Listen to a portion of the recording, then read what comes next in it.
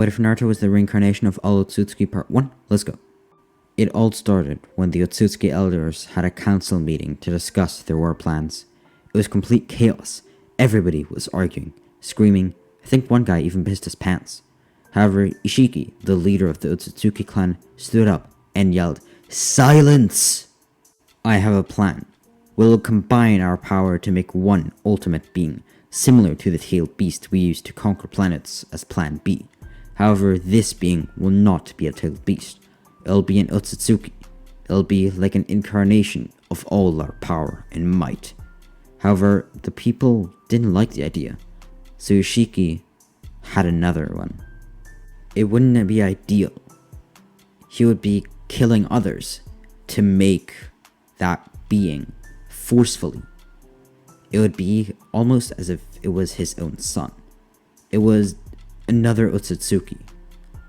One with might not even comprehensible by any of the higher up Otsutsukis.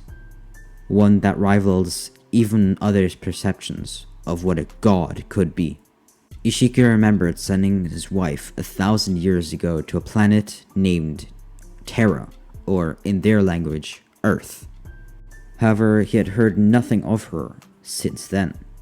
So just real quick, yes, I did change the story up a little bit. Ishiki didn't go with Kaguya to Earth, and they are nobility, kind of royalty, not quite. So basically how it's gonna be in this story is that there's not really a royal family, but there's 12 higher up nobles, and Ishiki is one of them, but their family is a very influential one. So even amongst the 12 higher ups, he is even above that level. Then his plan was to send this being that would be created like his son to Earth, to Terra, to either live with Kaguya if she's still alive, or if something happened to her, well, he could perhaps unseal her, as it's basically impossible, and it was deemed impossible for the humans, the inhabitants of that planet, to kill an Otsutsuki like her. So really the worst case scenario that could have happened is she got sealed. At least that's what Ishiki thinks. However, all this did not go by plan. After having killed about a dozen of lower ranking Otsutsuki, Ishiki ran into a problem. He had planned to use an ancient technique named the Universal Devastation to seal one amount of chakra or even consciousness entirely into a body that could be great distances far and didn't even have to be present for this ritual. However, Ishiki quickly noticed that this would be hard. Even killing a dozen lower ranking Otsutsuki, it wasn't near enough. So he had to do it. So he gathered more and more chakra, continued to kill lower ranking Otsutsuki until he finally killed most of them, where he started working his way up the ranks. First killing some more civilians, then some soldiers that just got back from mission, then into commanders, and then even the nobles themselves. Of course, the lower ranking ones. Now he had killed about 100 Otsutsuki in total, ranging from chakra by a factor of 20. But this was still not enough. Now just a little info.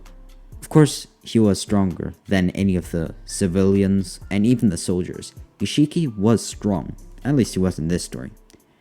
He is a noble, which, well, nobles are really, really strong. As in the Otsutsuki clan, high rank is usually obtained by power or being born into a powerful family. In this case, Ishiki was both. He had an insane bloodline, each generation bringing a very powerful warrior. But even he was exceptional. He was even stronger than the last 3 generations. So he was able to kill many Otsutsukis in one night with ease. And so he started killing all the higher up nobles that he just had a meeting with earlier that day. Now he had killed about 300 people at this point. 300 Otsutsuki. And there was a total of 493 on the planet, as most of them had been called back to the planet. And he realized that, yes, this was a lot more than he had at the beginning. He would need to kill them all. He would need to do it. To commit genocide. However, Ishiki thought that it was worth it.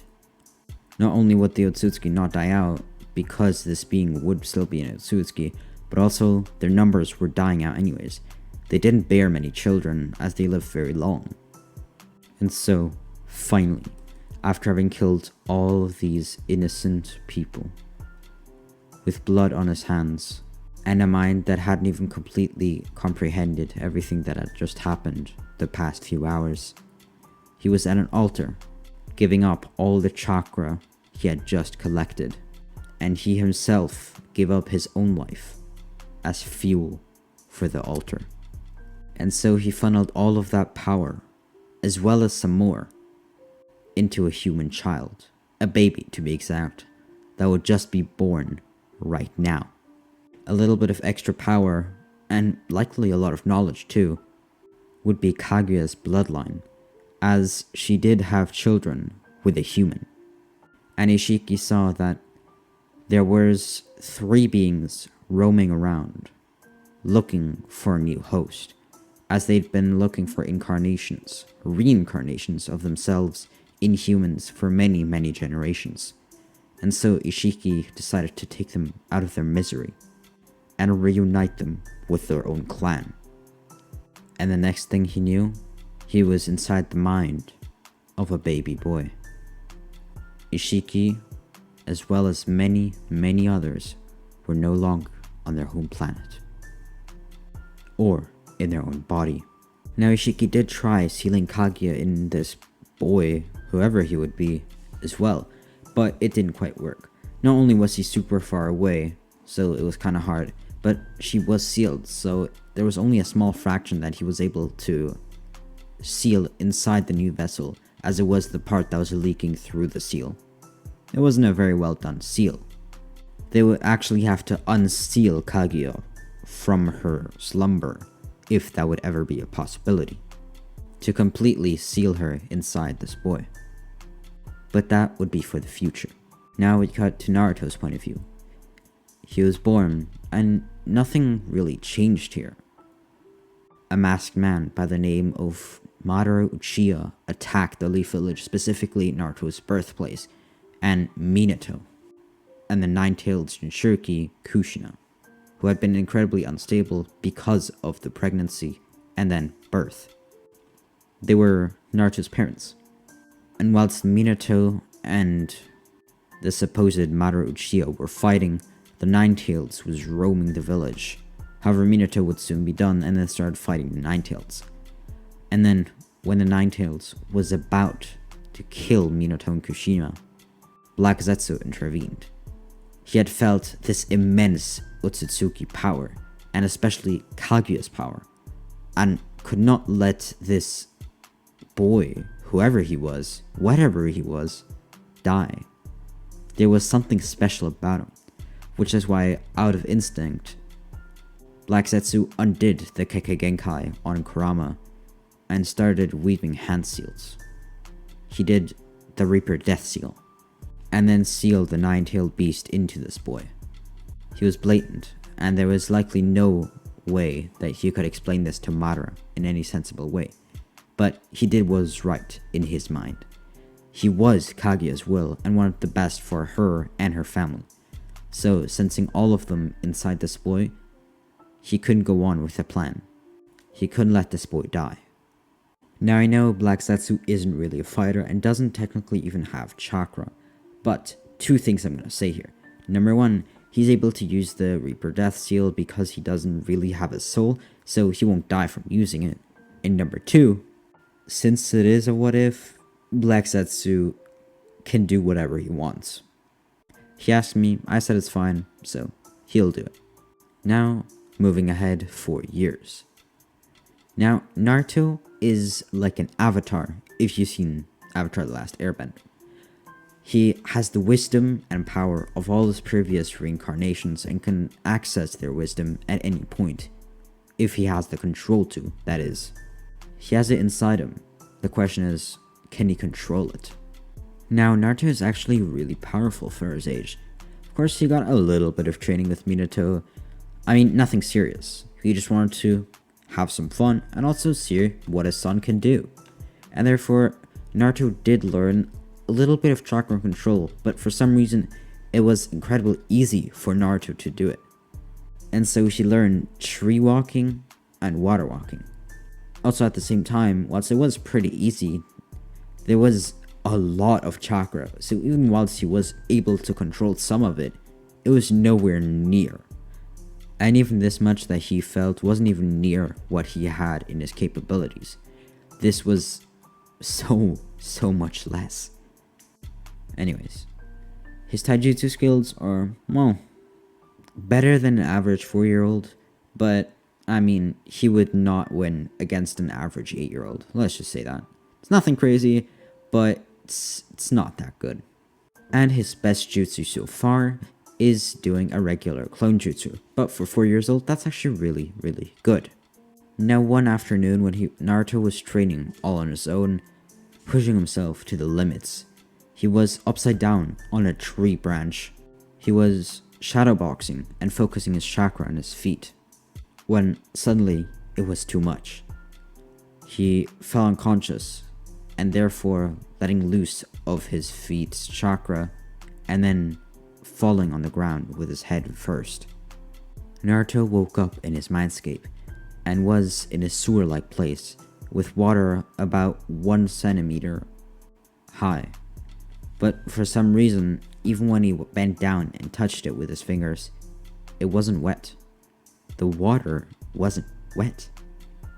It was a little bit cold, but when Naruto took his hands out, they were just as dry as they were before. It was weird. Then he turned around and suddenly saw 6 people, 2 about the age of his parents, another 2 really old, probably like Hiruzen's age, and then 2 other ones, 1 woman and 1 man. They were really pale, and Naruto couldn't really see exactly how old they were. They were either young or old, he wasn't sure, but they were really pale, and looked a little bit like the Hyuga clan.